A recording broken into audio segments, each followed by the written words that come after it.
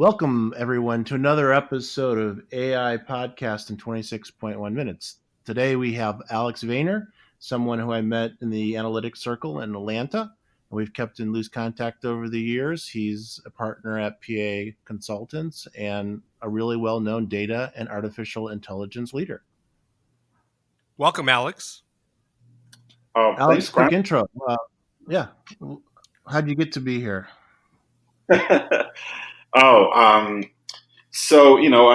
The story starts in the former Soviet Union. I grew up there. I came to America in the early '90s and kind of fell into the math realm of things because the Soviet math system was pretty advanced. So I kind of found myself being a year or two ahead of the class in the U.S. and it just kind of took on and sort of almost propagated and sort of on itself and I ended up studying math and computer science at the University of Florida and then in grad school at Georgia Tech. And when I started looking for work, there was no data science as a field yet, I guess. But people were still coding and working with data, perhaps not so much of the unstructured data that we see today. And so I spent the first half of the career as a quant modeler, and the second half has been focused on building data science products and teams and functions in the corporate environment and worked in industry and in consulting at big places like PwC and Capgemini in consulting space, industry places like Equifax. I think we interacted actually a little bit when I was at Equifax. I ran their data innovation function. And now I'm at PA. They say it's Britain's best kept secret, PA Consulting. It's an innovation consultancy, and the mission is bringing ingenuity to life. And we work with clients across industries. And so I'm doing there what I've kind of been doing the last half of my career, just again helping clients build data products and data capabilities. Yeah, so you've been on the build side and presumably on the buy side. So maybe a good topic would bring up would be for our listeners, what is the difference and why does it matter? Sure. So it's I'm in a way I'm on both sides because sometimes my clients come to me and say, well, there's this amazing machine learning platform, right? And platform is kind of a big buzzword for me, and it's a trigger word sometimes. But the question ultimately is, why should we hire a partner to build it? Why don't we just buy the solution? And I guess maybe as a starting point for me to unpack this is, kind of why are we here? Why is this a problem, right? And I think it's kind of a consequence of, number one, hey, we're in this AI revolution space, right? I think within healthcare alone, the projections of spend on AI is like 60 plus billion in about 3-4 years. The growth is 30-40% year over year. And, it's really exploding. And, it's a problem because the space is super complex, right? From a sort of technical scientific point of view. It's a fairly new field. And it's exacerbated by the fact that no one agrees on jargon, right? On nomenclature. So not in academia, not in industry, not in consulting. So when you say data science, AI, machine learning, automation, RPA, robotics, for some people it means very different things. For some people it's collapsed. So if you're an executive and you're a chief digital officer or a chief data officer and you're responsible for helping your enterprise sort of enter the 21st century when it comes to AI and advanced technologies, you're frustrated and it's very hard to sort of really understand and break things up. And it'd be surprising even now, where we're at least half a decade into this revolution. I still talk to CIOs who say, "So explain, Alex, what is the difference between business intelligence and artificial intelligence and automation, right?" So that's still a very complex topic.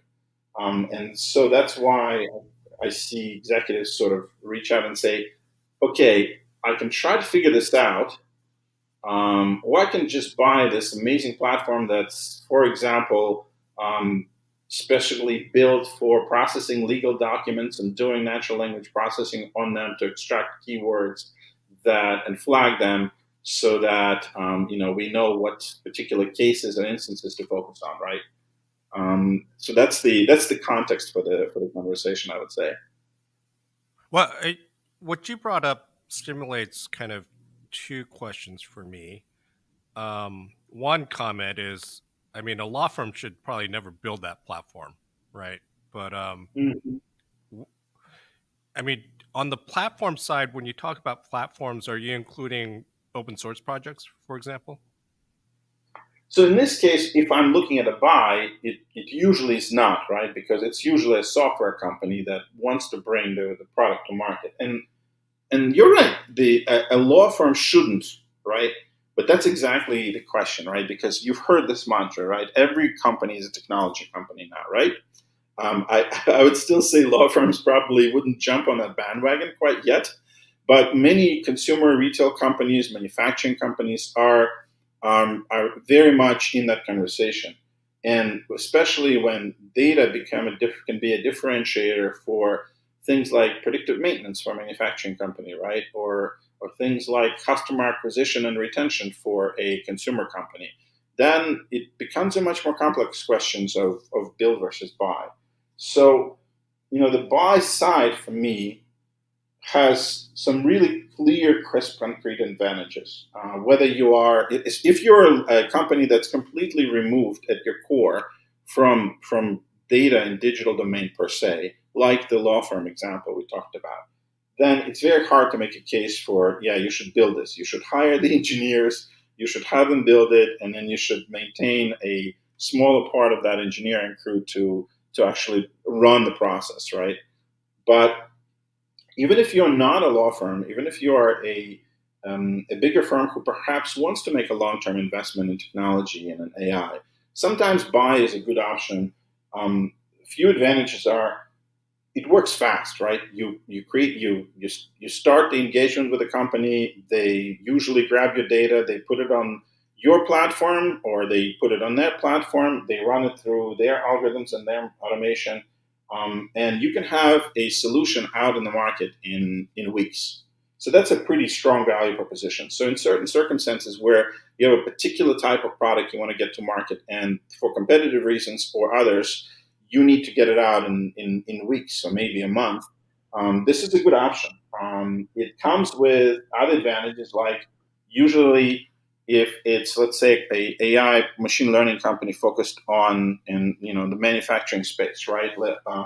They'll come with existing libraries of solutions around, hey, here's how this works for manufacturing companies, and even at PA we use a company called iPredict, and their focus is on utilities, so they can predict outages. That's a very concrete problem. Now there's a question of, should a utility company build this out, because that becomes a much more long-term competitive advantage? Should they buy the solution and have somebody else run it?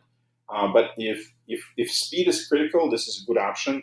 If leveraging existing libraries and models is really important, not just the libraries that you'll develop, that's a good option as well. So there are instances where buying a solution could work. What is your The, perspective on the cloud in the sense of I'm going to pay for consumption on a cloud versus buying a piece of software?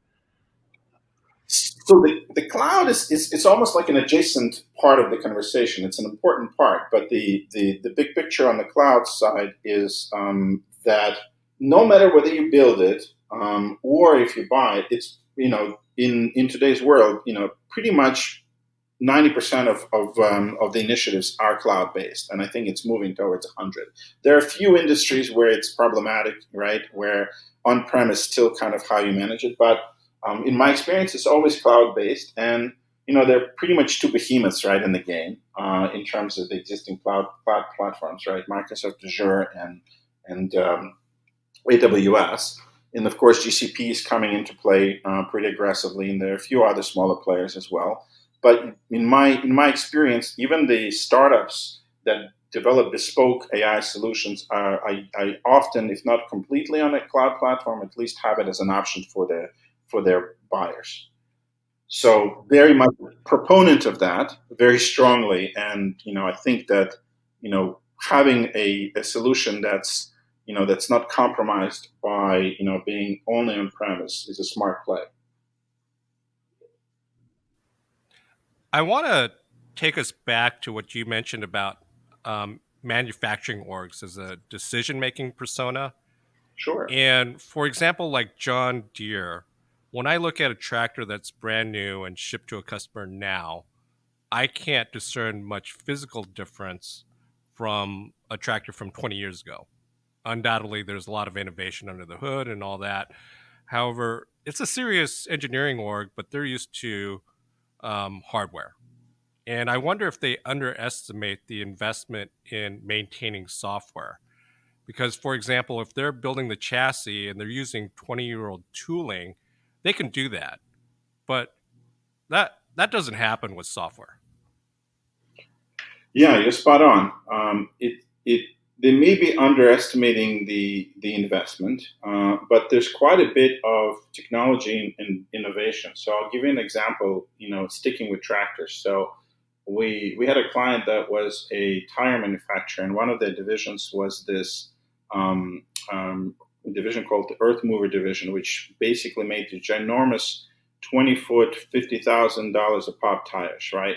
And they were, basically dealing with a crisis that, look, tires are a commodity, right? They're selling them to mining corporations that run these same tractors like John Deere, except these are big sort of earth movers, right? So with these ginormous wheels. And for these companies, tires are 10% of their operating costs, right? So so the question we help them solve is, how can I get more out of the tire? Right? How do I predict when the tire is going to die? What can I do to extend the life of the tire? So the technology they had these sensors inside the tires. We integrated that data with weather data, with soil data, with pressure data, with information around sort of how many kilotons per mile in terms of load these tractors or earth movers were carrying. And the cool thing about it is that it helped transform this company from a company that makes tires that are commodity that's basically being priced out by China to a company that provides insight services to these mining corporations that buy these tires from them, and it can tell them how to get more out of the tire, right? It can actually become a service and a product company, not just a product company. It changes the game. So and I would imagine John Deere would have similar type of opportunities as well. So there's this big transformation, and you're right. There is a big focus on shifting some of your spend towards technology, because if you don't, you'll become extinct, because your competitors will do that, and they will become more sticky with their clients than you are, because they'll be generating insights for them that you can't, and you'll still be making just tires, right? In the instance of these giant earth mover tires, was this a case where they constituted an in-house engineering team to provide them the data science and ML and AI to provide this new category of business? Or yeah, great question. So they went with the build decision, the build option. We haven't talked about it, but they basically hired our firm to do it. We built this for them. This is when I was at Capgemini. And then we taught the people how to run it, how to maintain it. We productized it, and they formed a whole new division focused on consulting services for their clients. So there's a nuance around, there's a huge difference in the resources and investments you need to build something versus maintaining it and just running it, right?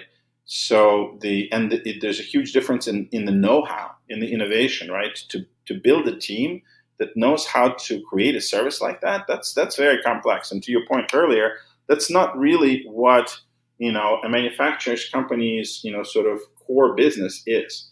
But at the same time, they need to realize that the business is moving in this direction, and they have to start building technology capabilities, whether they want to declare that they're a technology company or not. And the question becomes tricky of, do I buy this and just they have some startup run it, or do I build it? And then there's a sort of another split decision tree in the calculus, right? Of do I build it myself? Do I hire a big team?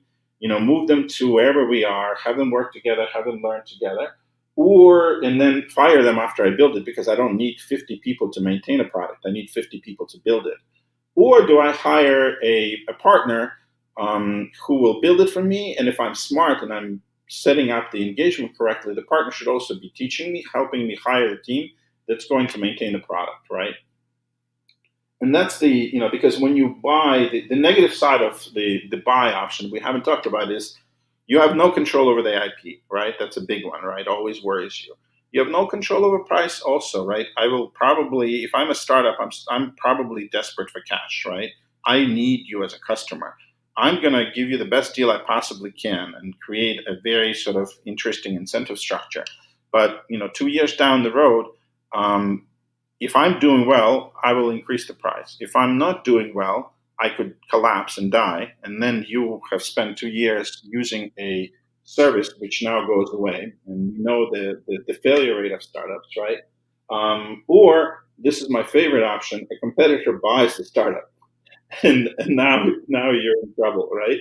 Yeah. So, and I've seen this happen. Right? It happens all the time. Where especially I see it a lot in the pharma space, right? A big firm will buy a really innovative pharma, AI company that does precision medicine, right, or something like that, right, and boom, the other three customers they had all of a sudden can't use them because if you're Pfizer and and you bought this company, you're not going to let them support, GSK or AstraZeneca, or whoever, or any of the other pharma competitors. So it becomes a tricky situation. Well, So I'm a fan of traditional tech companies like these pharma companies or manufacturers buying the startups. I mean, I really feel oh yeah, strongly that should be part of their strategy Well, when they're evaluating everything. I've even seen some of these places be initial investors in the startup, so that when it comes to fruition, it makes it more appealing to sell um, it back to them. yeah, no, that's absolutely, and I couldn't agree more in terms of it's a smart play to for the Fortune 100 or 500 companies to buy them because ultimately a Fortune 500 company is good at really one thing. They're good at scaling. So when you give them a product that works, they have the customers, they have the infrastructure, they have the supply chain and distribution model. They have everything to scale this from being a $20 million product to being a $2 billion product, right? As long as it fits in within their strategy, is needed by their customers, and supported by their supply chain network. So it's a really smart play. And it's also the reason why these companies are not as good, generally speaking, at incubating and innovation, right? Because the same sort of behemoth structure stifles that innovation, right? So it's absolutely a smart play for these companies to buy. So it's a smart thing to buy. But what I meant the buy versus build is the buy the solution, not buy the company, versus build a solution. You can basically, effectively, buying a company is a form of building the solution. You just bring the whole thing in house and it's yours. But then the other negative sides go away, which is now you own the IP because you own the company. Now you have price control because again, it doesn't cost you anything. You already paid it when you bought the company. So the negative sides of buy go away. The positive sides of build, on the other hand, are the reverse, which is, hey, when you build, whether you do it yourself or with a partner, you have the control of the IP. You have an investment up front when you're building it, but then it basically flattens out, and you have a steady sort of cost. So there's that uptick in upfront that you don't have when you're buying a solution. They're just going to charge you a service fee, whoever the company is. Here, you need to invest. You need to invest a lot if you're building it yourself. And like we talked about earlier, you might need to fire people, which is a tricky problem unless you can redirect them towards building something else quickly. If you're located, I remember I had a client in Grand Rapids, Michigan. Think about basically attracting top-notch data scientists, machine learning engineers, right, into Grand Rapids. It's not easy. Right? Data scientists, machine learning engineers want to live in cool places and in big cities. It's a young field, so it's filled with young people that are sort of dynamic. So that's got to be part of the equation. So, partnering with a firm solves it, but you have to partner with the right firm and in the right way. And that's kind of what I mentioned earlier, which is, As long as it's your firm and my firm, it's the right answer, right? well, it's funny you bring that up, right, Brian? But there are basically I group things because I'm a mathematician, and we are very black and white and structured, right? So I've seen 5 types of firms that basically can help you build solutions, right? There are the strategy players, McKinsey, BCG, Bain type of companies that also have developed some solutioning, but really their strength is strategy. There are the sort of traditional IT powerhouses, if you will, like Accenture, for example, right? That do this, but there you have to be mindful of the fact that the people actually building it are going to be very far away, in India most likely, and you have less control of what's being built and how it's being built. So you have people managing the engagements usually in locally, but there's a distance that's something to figure out. It's not necessarily bad, but it's there. Then there's a few options like the big four, obviously in accounting, the Deloitte, PwCs, they've all have developed these capabilities, right? It's where you work, Brian. It's where I worked at PwC earlier, and also very big and very good at this. And the fourth category is these design firms, right? That they've also kind of become not just design, but also doing data science, building data science products, system solutions. So those are kind of the big four categories. But the fifth one, you mentioned sort of the places where you and I work are these sort of other categories that are not big powerhouses, but companies that combine service and product and present configurable solutions. And there's a bunch of those, right? I think that they've been growing. But it's an interesting new dimension, for partnership. Yeah, and I believe we're perfect in every way. But let's talk a bit about the hype out there. We always like to bring up the kind of the dark side. How much of the market in AI and ML is, I don't want to call it vaporware, but just not really where it should be, either because it just didn't keep up or because it's inventing something that just isn't needed. Oh man, it's a tough one. I would say for sure more than 50%, right? It has to be because the real test is, do you exist in Really? 3 years, right? That's a high number, but I appreciate it. Yeah. No, it's true. Like from my perspective, if the test is, do you exist in 3 to 5 years? Well, the failure rate of startups and is we know is pretty high, right? It's above 80%. So it only makes sense that there's some hype, but it's the way I think about it is the way people thought about the internet. Like if you said, was there too much hype about the internet in the 90s? Well, guess what? There was a bubble and it burst right at the end of the millennium, right? And so you could argue, well, that internet was hype, but now if you say, did the internet sort of initiative or movement deliver on everything that it promised and then some? The answer is absolutely yes. Like, how can you imagine life without the internet? We can't have this conversation right now without the internet, right? Because it's recording, right? So and the so I think the same thing is happening with artificial intelligence, machine learning. There's going to be a lot of companies starting up, and a bunch of them failing, and some of them morphing and transitioning to different types of companies. But at the end of the day, AI will deliver on its promise, and it will surprise us, I'm sure. And probably in many scary ways if you listen to Elon Musk and others, right? Well, I was going to ask you, and we ask that question every episode, pretty much. What are the scary ways? Sometimes do you have any precautionary tales or fears around AI yourself personally? This is Brian's question. He owns the franchise. I ask this question almost every episode, but I think it matters because you're a practitioner and you're a data person, and to hear that there's concerns there, I think it matters. I think that there are concerns and I think that it's important to have the conversation about ethics, and it's important when it comes to AI. It's especially when it comes to data. It's important to have the conversation about the inherent bias in the models, right? Even if we remove bias as fundamental variables, right, as that go into a model.